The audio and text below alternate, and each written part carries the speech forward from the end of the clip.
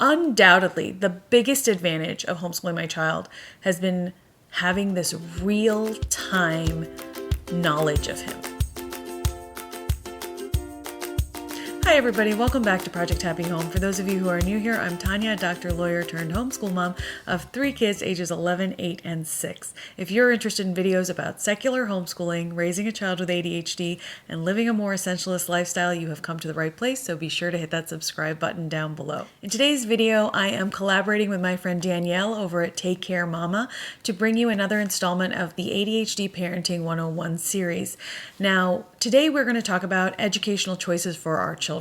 Now, Danielle and I have chosen different paths for our kids. Her son is in the school system. He's a little bit younger than my son, and I have chosen to homeschool my son. He went to full-time school from the age of 3 in preschool all the way through kindergarten, and then I pulled him in first grade.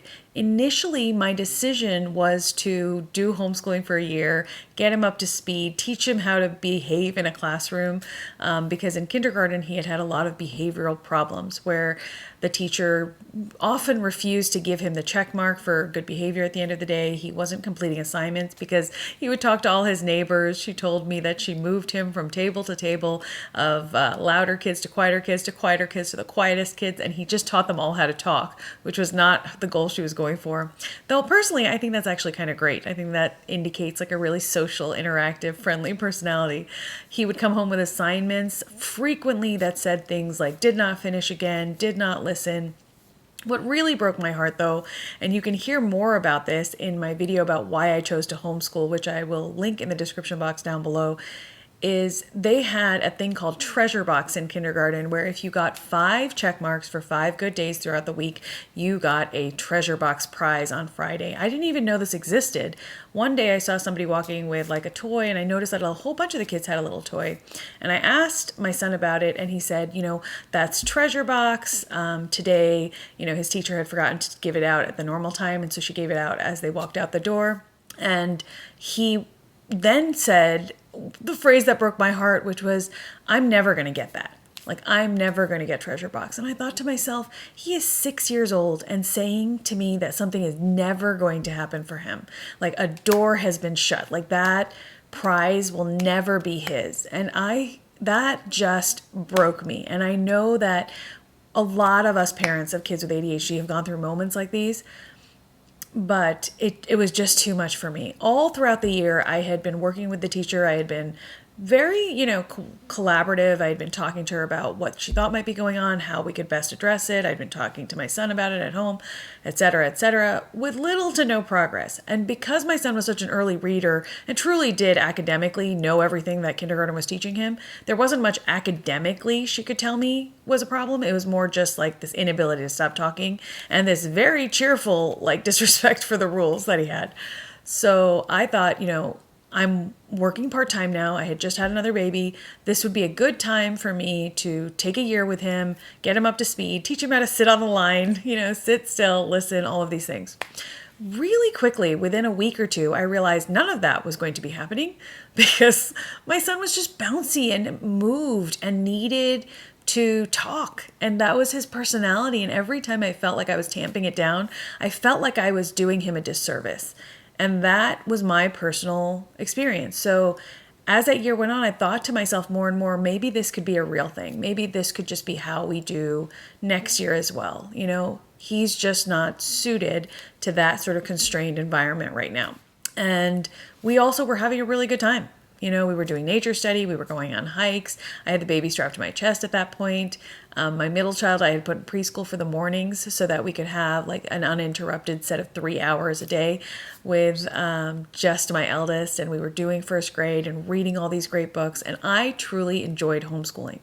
Now, my background is as a physician and then as a teacher briefly. I taught 7th grade science for 2 years at a magnet school in the inner city. And then I also taught in the inner city while I was in law school, and then I was a lawyer. I love teaching. That was a huge part of my decision to do homeschooling because I really enjoy teaching. I really enjoy lesson planning. I had a part-time schedule at that point, which became a little bit of an issue, but I'll discuss that in a minute. And I had small enough children where I felt like I could manage this. I felt like I could do it. I actually started a little Boy Scout chapter for him and became the den leader because I wanted him to maintain his friendships as we went into this homeschooling journey. So a bunch of his little friends from kindergarten joined. And it was a really great year. We actually left Texas right around his second grade year. And so we started homeschooling in North Carolina. And for me, I was still working part-time at the time. It was a little bit untenable at that point to be working part-time and also homeschooling because now I was homeschooling all three. Granted, the littlest was just about 3 at that time, so I wouldn't really call that homeschooling, but it's, preschool stuff. The middle one was about kindergarten, first grade at that point, and my eldest now was second, third, right? So it was a little bit untenable for me to maintain my part-time job because I found myself not sleeping. I would spend the days with the children homeschooling and then I would work at night and I was just exhausted. And I also had a baby that had just stopped breastfeeding or maybe still was breastfeeding. So for me personally, that combination of working and homeschooling was not working anymore. And so I decided to just be a full-time homeschool mom. Now, I totally think you can work part-time and homeschool at the same time. A lot of people ask me this question when they are considering homeschooling their child with ADHD because it's generally a surprise decision.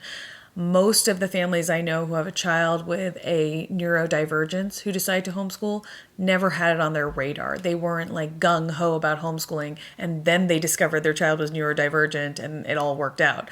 Usually what happens is, at least in my experience, you put your child in school, you assume this is all going to work out fine, and then your child starts having little issues. There's parent-teacher conferences. You may even try the IEP route, and you just are dissatisfied with how your school system is handling it.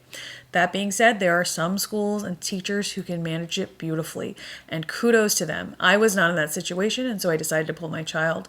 We also moved in the middle of the year, so I decided to homeschool my child another year. We made a lot of homeschool friends, joined a homeschool co-op, had a lot of socialization and success, and decided to do that. Why did we decide to stick with homeschooling? I decided to stick with it because my son was thriving. He truly was. He was academically on point, if not ahead. I did not see that happening when he was in the school system. I liked being with all my kids all day. I liked sleeping in if we wanted to. I liked deciding our days. I liked making a play day. I liked having vacations whenever we wanted. The actual structure of homeschooling appealed to me greatly. I'm a little bit like anti-rules myself, and so being able to chart the course of our lives in that way as a young mother really, really appealed to me. Now, quite apart from what I liked about it, I think that the success for my son is that he has someone who's incredibly responsive to him. So if he's having an incredibly tough day or there's a subject that he doesn't want to work on that day, he has that choice. I generally operate by using weekly folders. So here's my youngest weekly folder. It's the thickest weekly folder by far because she is a kindergartner. But basically I have torn up a bunch of her workbooks and she has little pages inside them. So there's some science pages in here, some math pages, some English pages, some phonics pages, and she gets to choose what she does throughout the week. So for my son, I do the exact same thing where the majority of his written sort of workbook type of work, handwriting practice, map practice, that's all in his weekly folder. He gets to direct his days. So if he's having a day where he really doesn't want to work on math that day, he can tell me like, today's just not the day for that. I'm going to go ahead and finish my week's worth of grammar instead. And that's up to him. And I actually really like the autonomy that gives him. That is how we end up working our days as adults. Sometimes, yes, we do have projects that are due that day. And I do try to give him that structure as well by saying the deadline for this assignment is this day. And that's usually written on a Post-it on his folder. And he can see that and adjust for that accordingly. So if he wants to do it a little bit earlier, he can, but he has to have it done that day. The autonomy that teaches him helps a lot. Another question I get when people are considering homeschooling because of neurodivergence is the social aspect. Is socialization a problem? We call it in the homeschool community the S word.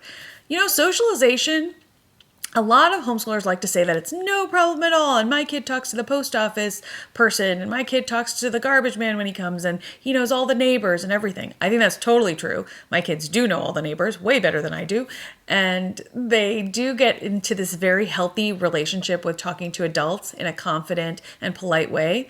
However, I don't think that fully captures the socialization question that most people are asking. Does your child have enough opportunities to play with other children? And I think that is totally up to the parent and the area you're in. And I would not just blanket statement say socialization is just fine with homeschooling. I have definitely met some kids who seem like they are not socialized well. Like they haven't met enough people. They haven't had enough experiences. They haven't learned, societal rules of politeness and appropriate behavior. I think that we have to give our kids those opportunities. So how do you do that if you homeschool? You can join co-ops in your area. You can take them to park play dates. You can look at sites like Meetup and see if there's like meet friends in a certain age group, show up for those park play dates. Establish relationships with some of the parents so that you can have play dates on your own with a few children in a family so that you have these deeper relationships forming. After a year of the pandemic and like COVID and a lot of things like parks being shut down, my child developed a lot of online relationships. One of his closest friends now lives actually in Ireland, and he talks to him every week.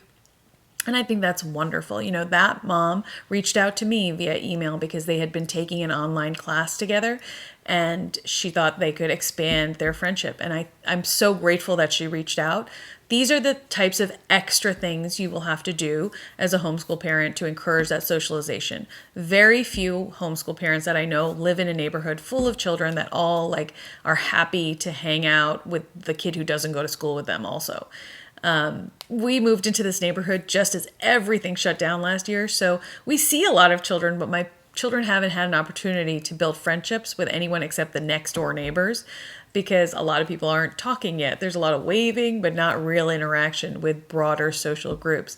So I'm not going to say socialization is not an issue. I think we have to work at it. I think co-op classes, online classes, I have a mommy business card that I hand out at parks if I notice that my child is really, vibing with someone. And I'll say, it says on it, if you'd like to have a play date, we would love to have you over, or we would love to meet up at a park, etc. That extra step is really necessary. I personally am an introvert. All of that was really hard for me to work up to. I'm rather shy when it comes to people that I don't know. But it has been a skill that I've developed because I really do think socialization is important. Another benefit besides autonomy and really a huge variety of different friends and this ability to talk to adults well, this ability to behave appropriately in different situations that my son has developed, I think that another huge benefit of homeschooling is the responsiveness between a parent and a child. Understanding that some days just aren't meant for school, that some days are probably meant for a 60-40 ratio of being outside to inside. Understanding that this child is really having a tough time right now. I can be that nice buffer. Also understanding, this child is having a tough time, but this is my moment to pull him forward, to really encourage growth. And how can I do that in the most respectful way possible? I will tell you, I have lost my temper. Being with your child all the time in homeschooling, particularly when you have a neurodivergent child or a child with ADHD, is tough. You are going to be in the thick of it. You get to be the person now who says, you didn't do that right. Why didn't you complete this worksheet? It's not a teacher who gets to go home and leave your kid at the end of the day. You have to live with this child.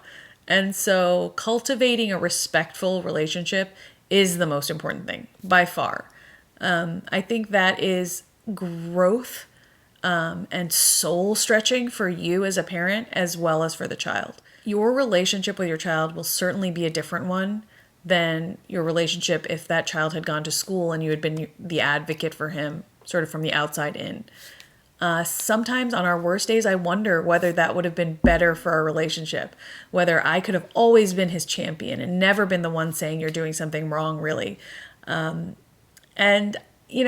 there is a tendency to wish for that, I think, when you decide to become the homeschool parent and you're not only the mom, but the teacher and the disciplinarian and the reporter, and you have to tell, their other parent like what's going on. And so you take on this role that's like, I want to be on your side, but I also have to tell you when you're in the wrong.